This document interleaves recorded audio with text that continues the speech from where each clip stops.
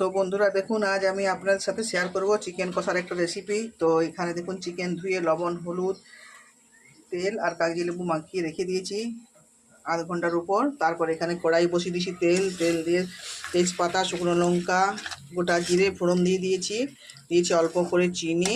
তারপর পেঁয়াজ দিয়ে সামান্য জিরে, আদা, শুকনো লঙ্কা, পেঁয়াজ, রসুন ভালো করে কষিয়ে নিয়েছি। তেল ছেড়ে এসছে। তো দেখুন, তেলটাও ছেড়ে এসছে।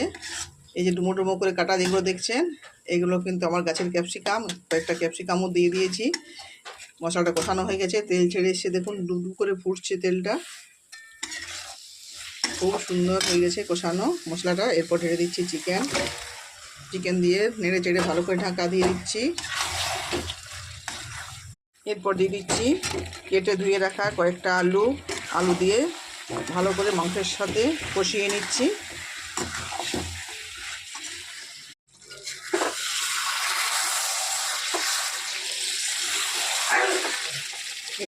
তো দেখুন বন্ধুরা, চিকেনটা সুন্দরভাবে কষানো হয়ে গেছে, তেলও ছেড়ে গেছে, আর আলুটা দেখুন সুন্দর সেদ্ধ হয়ে গেছে। তো এইভাবে সাধারণভাবে চিকেন রান্না করে খাবেন, দেখবেন খুবই সুন্দর হবে। আপনারা সবাই ভালো থাকবেন, সুস্থ থাকবেন। আর আমার এই চ্যানেলটি সাবস্ক্রাইব করা না থাকলে অবশ্যই আপনারা সাবস্ক্রাইব করবেন। সবাই ভালো থাকুন।